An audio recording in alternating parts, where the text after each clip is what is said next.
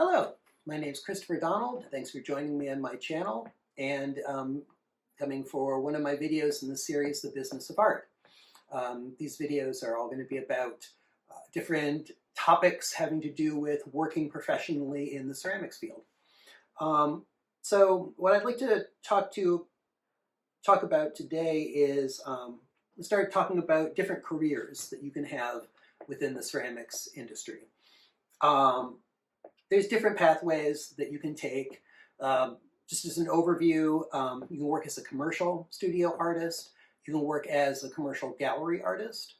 You can work as a teacher, studio technician, work for a museum, work within retail, the automotive industry, commercial ceramic industry.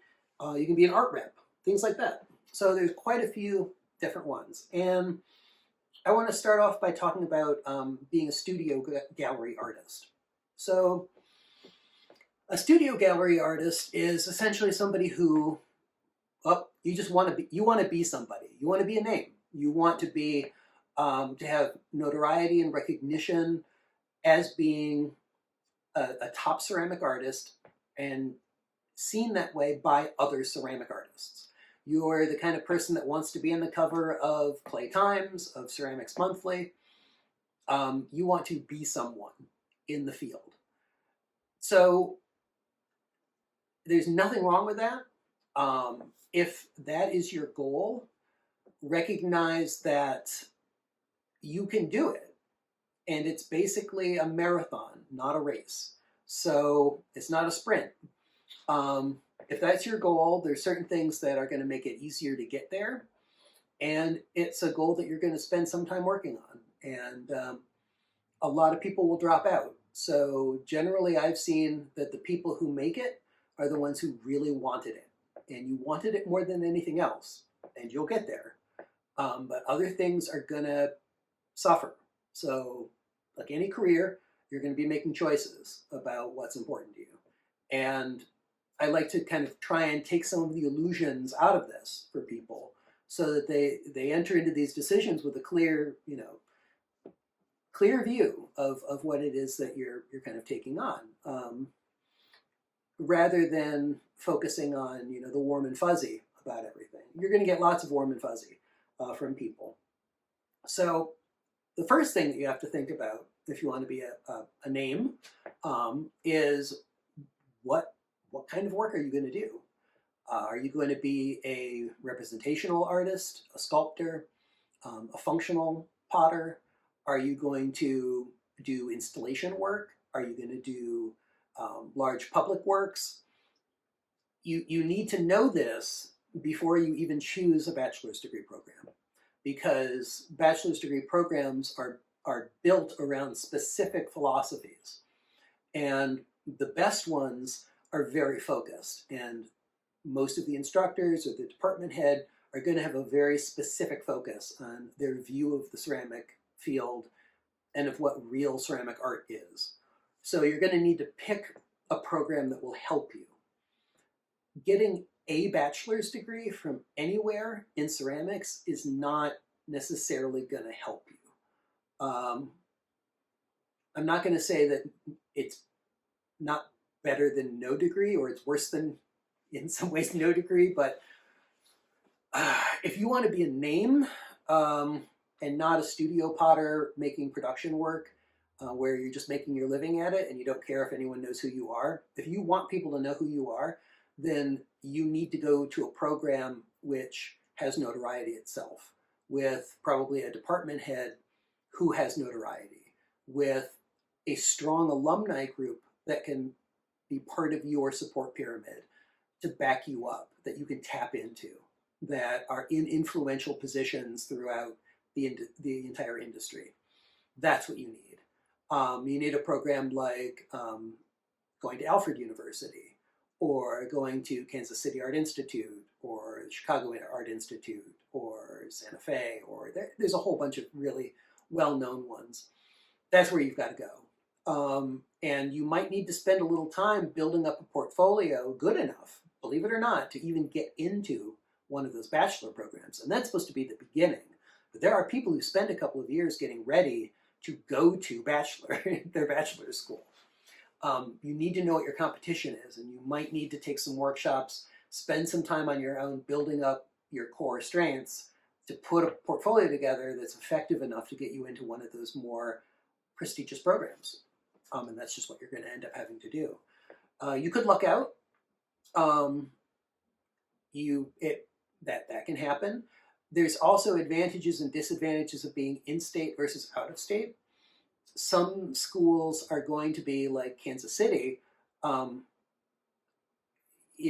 They have to take a certain number of local students, of state students, in-state students.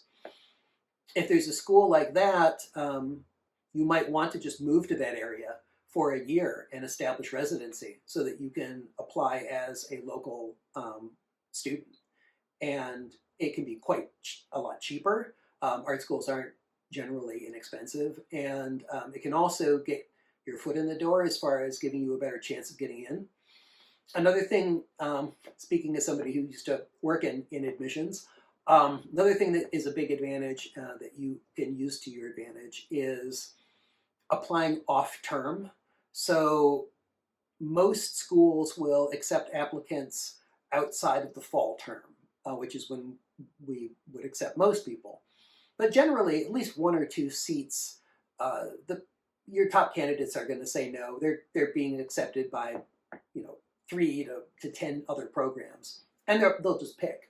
And so you'll have offered them a seat, but if they say no at the last minute, then you've got an empty seat, and empty seats are a no-go in academia. So we need to fill that seat.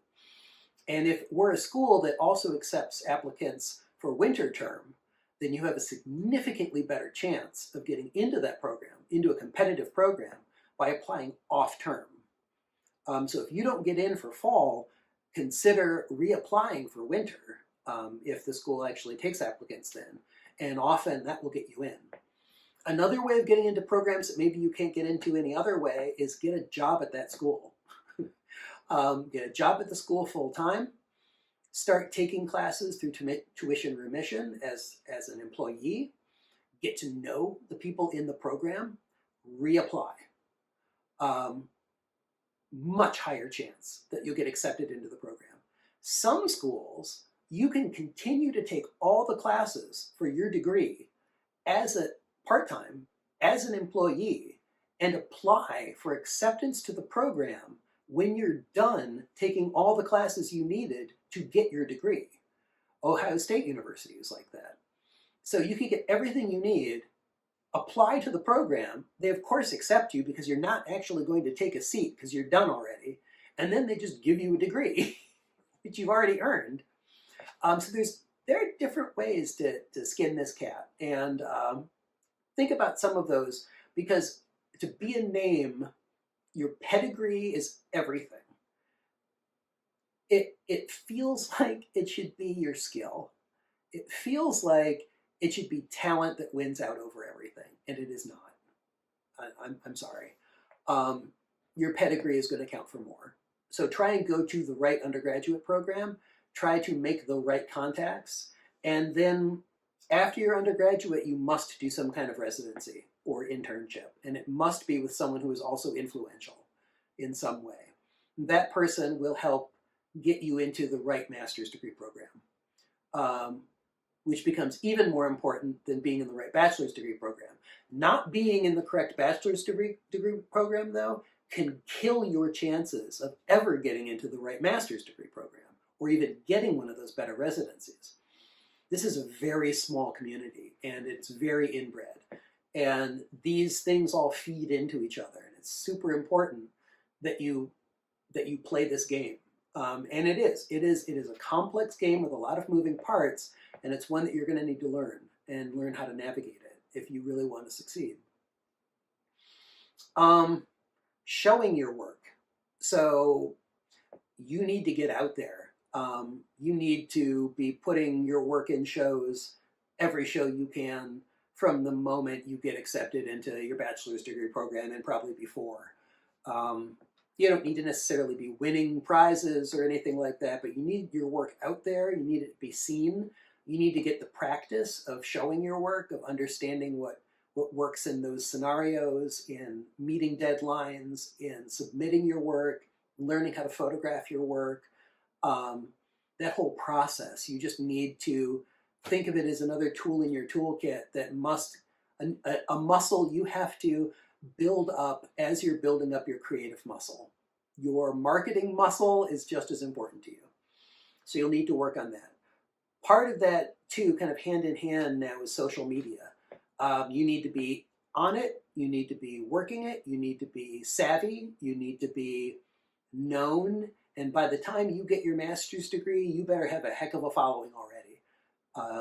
You want to be influential. You want people to know who you are. When you go to NCECA, you want people to be like, hey, I subscribe to your channel, your blog. You know, oh, I love your videos. Oh, your work's fantastic. I've been watching you since you were an undergraduate. You need that. You need people to know who you are. This is about notoriety. Your network. So you want to be a name, you got to be a people person. This is politics. What you're talking about is a political thing more than it is a creative or a skills thing. You can be the world's best painter, the world's best potter, and if you can't talk to people, if people hate you, if you're just irascible and difficult to understand, if you mumble when you talk, if you don't look people in the eye, if you can't remember people's names, their birth dates, their kids' names, their dog they have, if you can't keep track of all of that information, if you aren't always on top of everything having to do with this network, this community of people who support you, you are in real trouble. You need to learn these skills. You need to know people's birthdays. You need to have a database of when you've talked to people, what you talk to them about, when you should touch base with them next. You have to be on top of knowing what's going on with people, especially the most influential people. If you have a mentor, somebody in college or a residency, you are now in contact with that person until the day they die. They are one of your support people. And it's important that it's just not them supporting you, but you're part of their support group now. So you do favors. You make sure they're doing okay. If they've got a new student coming up that needs a leg up or needs a recommendation letter, you provide that. So I talk about this a lot. You're building a pyramid of support beneath you. You're at the tip of this pyramid. But to hold you up, it takes an increasingly bigger chunk of people underneath you. And if you want to be known as being one of the top ceramicists of your generation, it's going to be a big pyramid. And you need to start building early. And it's politics. So you need to do that. This one will sound crass. You need to know wealthy people. Who buys art? Wealthy people buy art. Nobody needs art. Nobody needs your ceramics. Nobody needs a $50,000 ceramic sculpture.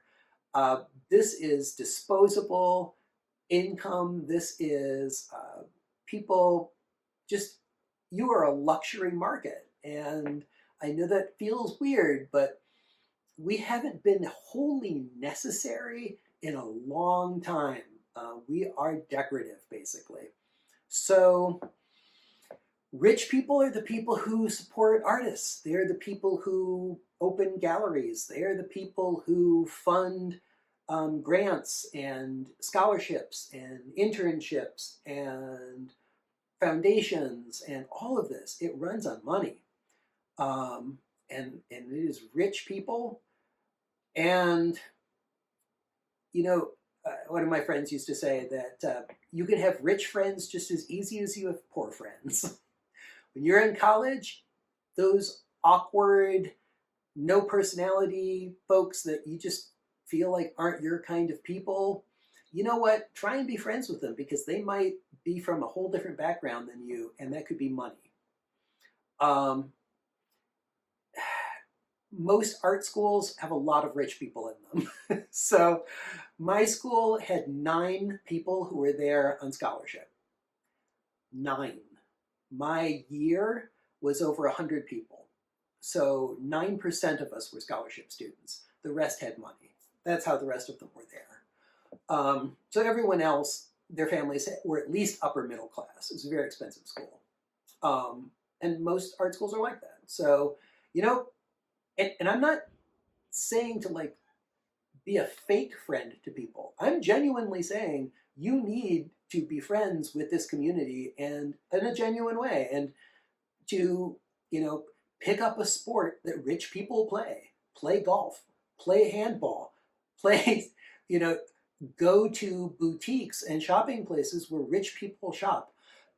Learn how to be part of that world, because one thing that rich people love, especially people who have boring jobs where they just make a lot of money, but you know, investment banking, even investment bankers don't think investment bankers are interesting. What they do think are interesting are artists.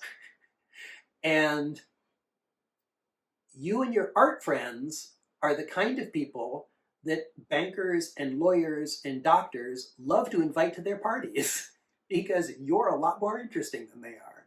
You're the kind of people that they like to marry or date. And part of your pyramid of support is also going to be your future partner. So many art partnerships, so many artists, really their early funders are their spouse. And you are doing something where honestly you've got kind of flex hours. And I myself am a stay-at-home dad.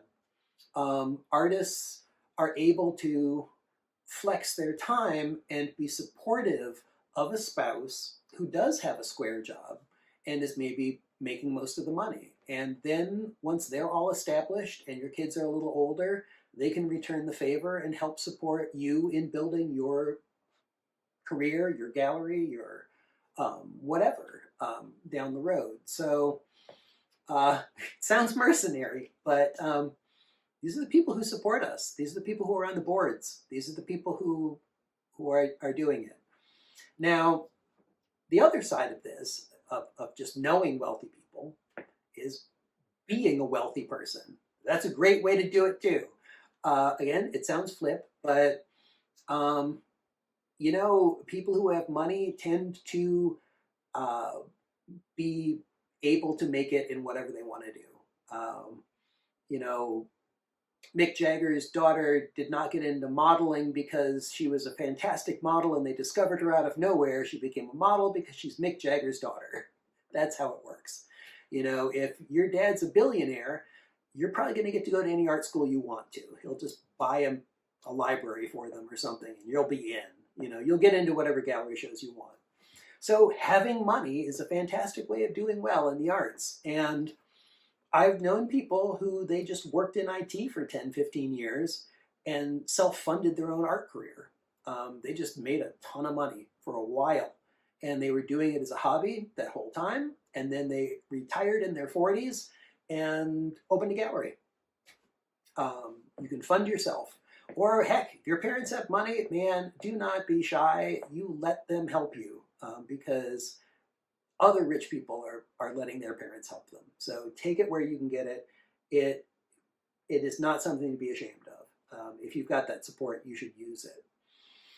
Another good way of kind of like, you know, being a name and getting yourself out there is open a gallery.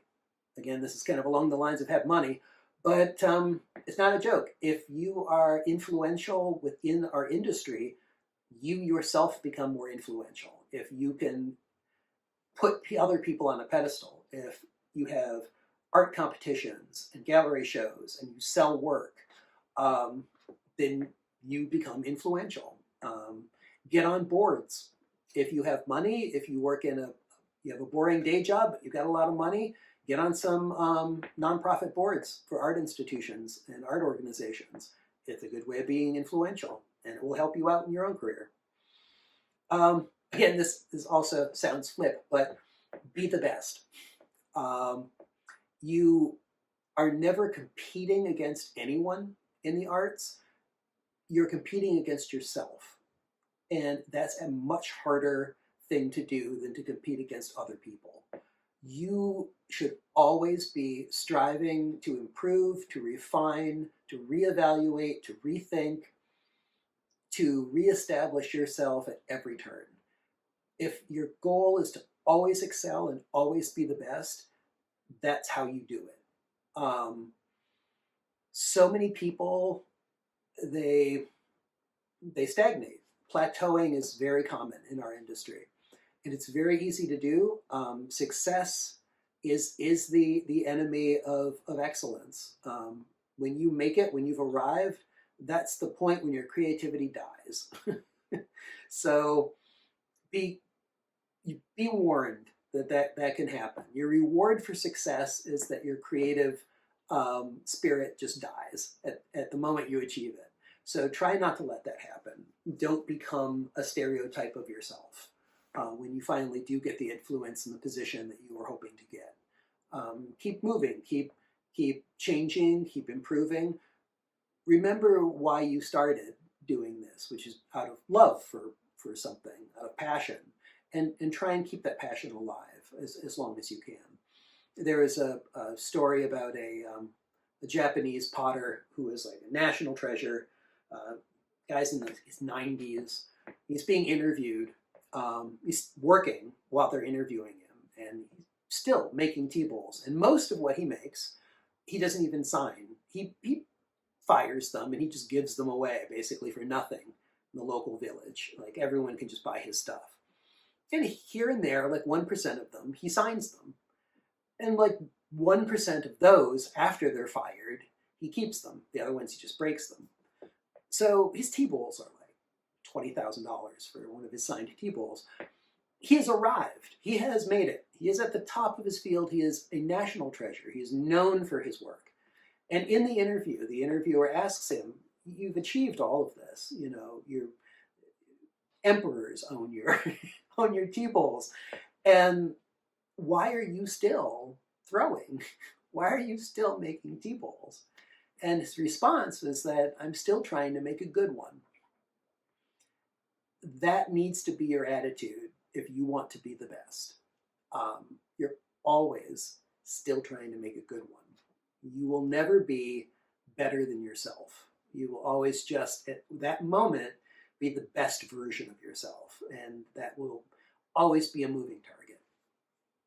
All right, so I have to have notes for this because I think I could keep it all straight in my head, but you'd be wrong. Okay, oh, and last one for this topic is if you decide that you're going to pursue teaching as part of this journey of influence, you need to teach somewhere influential. That needs to be part of your goal. And it can also be part of the thing that makes you influential. A good number of the big names in ceramics either built departments around themselves or were known for their connection to influential departments.